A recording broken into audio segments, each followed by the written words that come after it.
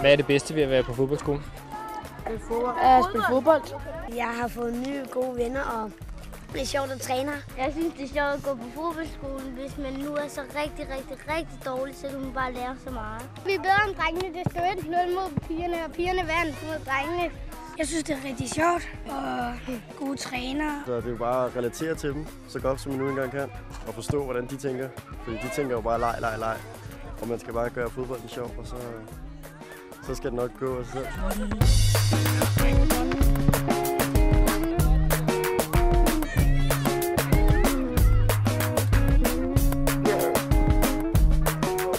Vi er skolelederne, det vil sige, at vi står for det daglige ansvar med trænerne ude på banen. At vi har et sportsligt højt niveau her på campen, og vi sørger rigtig meget for, at trænerne ved, hvad de skal lave, når dagen går i gang. De ved, hvad for nogle opgaver de skal udfylde, og hvis der er noget, der ikke helt fungerer, jamen, så tager vi fat i det.